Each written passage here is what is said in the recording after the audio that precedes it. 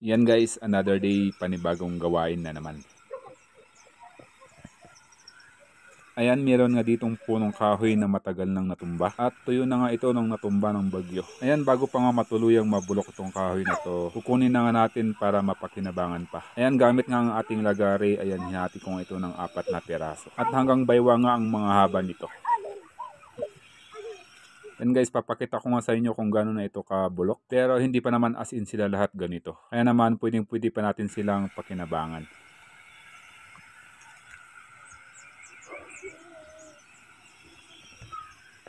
Yan guys, 2 oras nakalipas. Sa wakas na hati-hati na natin itong mga puno. Medyo nahirapan nga tayo kasi maliit lang yung gamit nating lagare.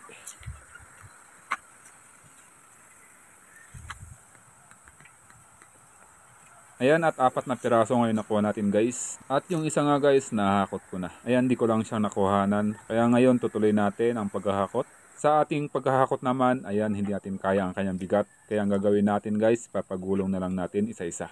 Ayan, kinuha ko nga itong mga nabubulok na kahoy para hindi kahuyin. Gagawin nga natin silang mga bonsai stand.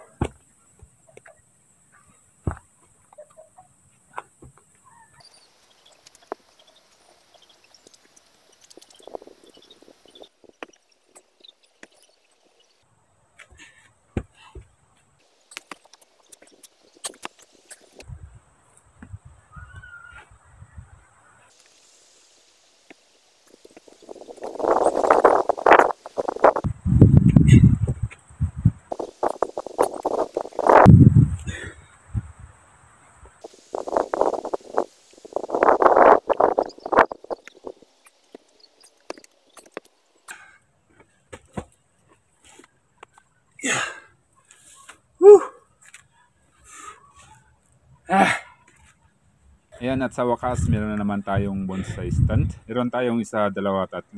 At ito nga yung apang-apat guys na sinasabi ko. At napatungan na nga natin siya ng isang material. Ayan, sa 3 namang hindi pa natin naiaayos sa kanilang lalagyan. Dito nga natin sila ihihilira. Bago ngayon, lilinisan muna natin dito. At may bonsai stand na naman tayo.